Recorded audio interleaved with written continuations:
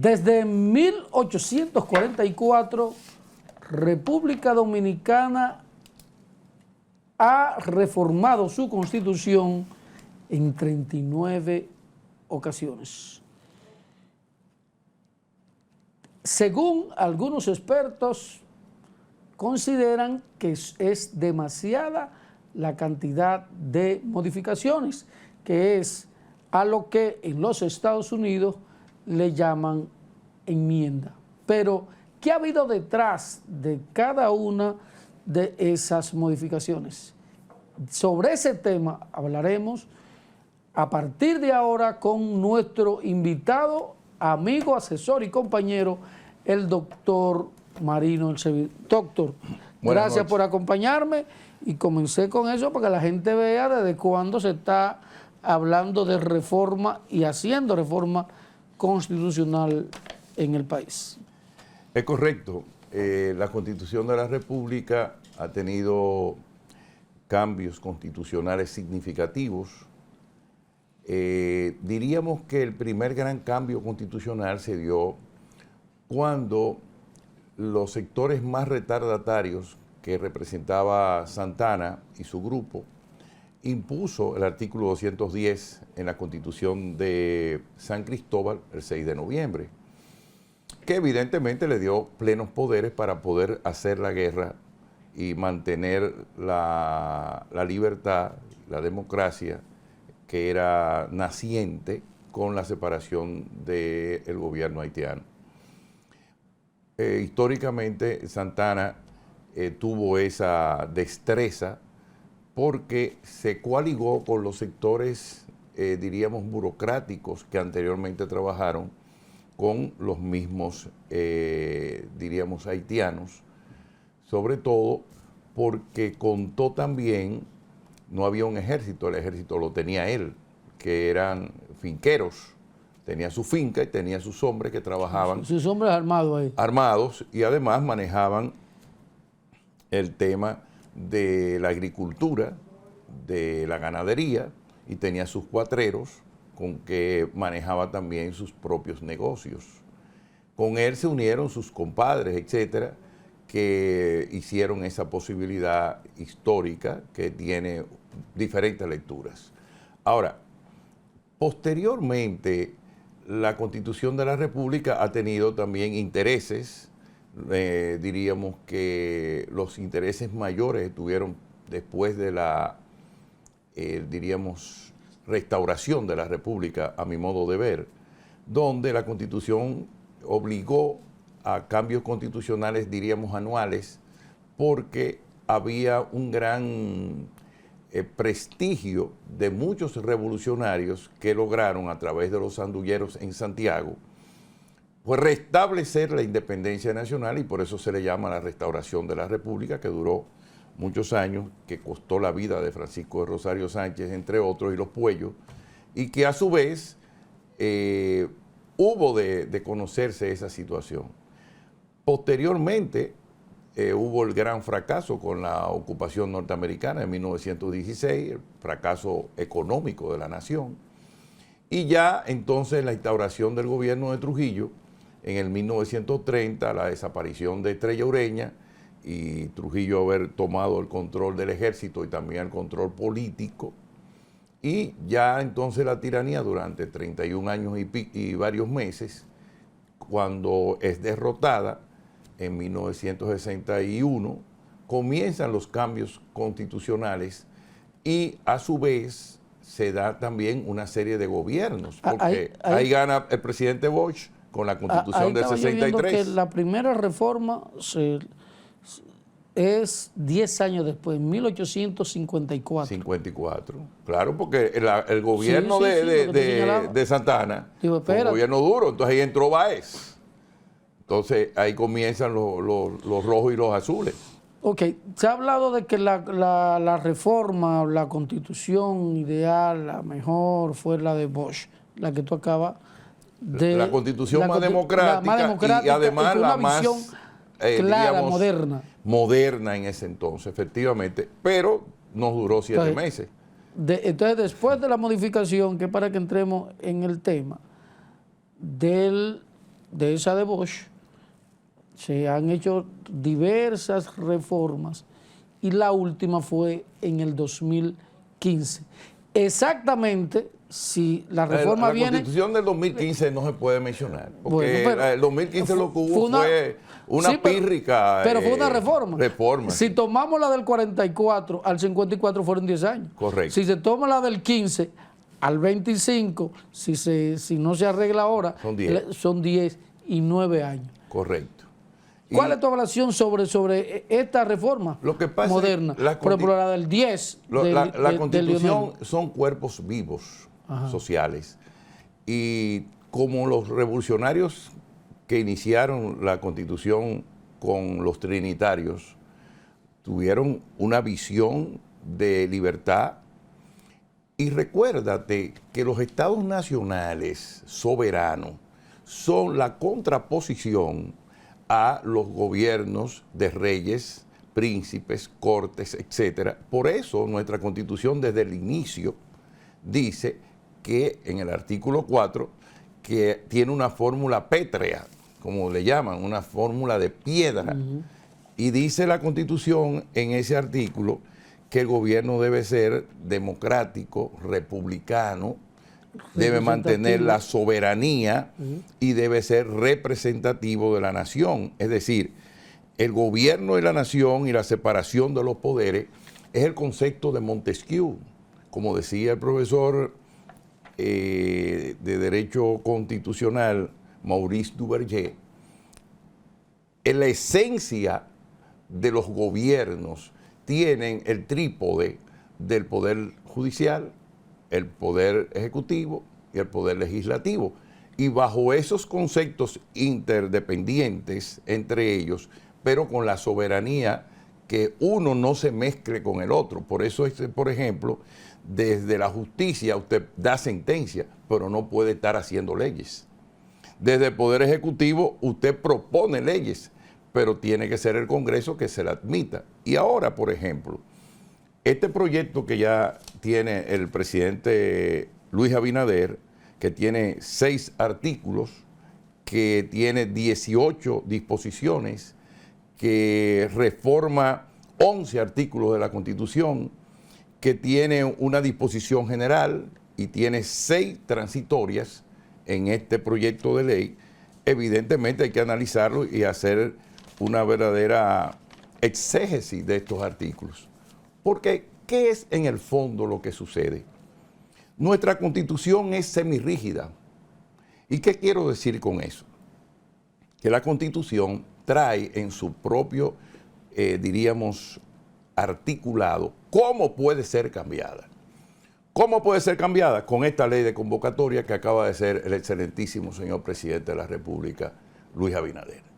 Sobre esa base, entonces, viene la convocatoria a la Asamblea General Revisora, porque no es constituyente, porque no estamos saliendo de una revolución y no se está formando por primera vez el Estado Dominicano, sino es una asamblea revisora que va a revisar la Constitución compuesta por la Cámara en estas de 18 disposiciones. Y por el Senado. Entonces, el Senado y los senadores y los diputados se reúnen en una asamblea juntos todos y ahí entonces tienen para discutir este proyecto que ha enviado el presidente de la República. Hasta ahí estamos bien. Correcto, hasta ahí vamos bien. Entonces, ¿cuál es el contenido de esos artículos? Vamos a la exégesis. Dice el presidente de la República en su artículo primero que hay una necesidad para, o sea, él dice ponerle, y lo ha dicho varias veces, ponerle un candado a la Constitución. Bueno, pero el tema del candado, vamos a estudiarlo paulatinamente y por separado. La necesidad de la transformación o reforma de la Constitución está expresada en el artículo primero y el mismo presidente dice que propone a la Asamblea Revisora revisar los artículos 81, 166, 167, 169, 171, 174, 178, 79, 209, 268 y 274. Esos son esas son las 18 disposiciones específicas que, como dice la propia Constitución, el presidente de la República entonces va a tratar... Es decir, son 18 cambios que él está proponiendo en la Constitución que tenemos. ¿Me entiendes? Entonces, eso él ahora lo motiva. Ahí él, exacto. Él lo motiva y hace lo que se llama el objeto de la reforma constitucional. Él dice que quiere hacer esto, el presidente de la República, para garantizar la estabilidad constitucional y las reglas de elección presidencial. Cuando se refiere a las reglas de elección presidencial, es como una especie de preámbulo, ¿no? Porque después vamos a ver lo que él dice internamente. Quiere también consolidar la autonomía constitucional del Ministerio Público. Quiere consolidarla y quiere especializar sus funciones. Y trata también, como letra C, unificar la celebración de las elecciones presidenciales con las congresuales, con las parlamentarias y los organismos internacionales y municipales. Por último, quiere adecuar la cantidad de representantes de la Cámara de Diputados. Sí. Entonces, bajo ese precepto, la tercera disposición que versa sobre la reforma en sí comienza con el artículo 81 y nos dice, usted sabe que el artículo 81 se refiere a los miembros de la Cámara de Diputados. De diputados, sí, que son entonces él le dice, 190 actualmente. Correcto. Entonces él dice, para transformar el artículo 81 en la letra A, dice, bueno, la Cámara de Diputados tendrá 110 diputados o diputadas elegidos por cada circunscripción territorial. 20 diputados a nivel nacional por acumulación de votos y 7 diputados elegidos en representación de la comunidad internacional. Al Parlacén. Esa es la parte del artículo 81 que, si usted lo refiere aquí y lo busca, va a entender que la transforma cuando habla de la Cámara de Diputados, que habla de la cantidad de diputados. Él la reduce a 110, 20 y 7. En definitiva, son 137 diputados. Exacto. Se reducen, como bien tú dices, de 190 a 137. Hay 53 menos. Okay. Entonces, y ahí dice, a cada uno, para que la gente lo entienda, de la forma de escoger, que eran los diputados nacionales, lo que son por circunscripción, le reduce a cada uno su cuota para lograr esa reducción de 53 diputados. Ok, entonces, él pasa después a hablar de la jurisdicción especializada y se refiere en el artículo 166 a la jurisdicción contencioso-administrativa. Deja íntegro los artículos 164, 165, pero va al 166, porque específicamente es lo que él quiere cambiar.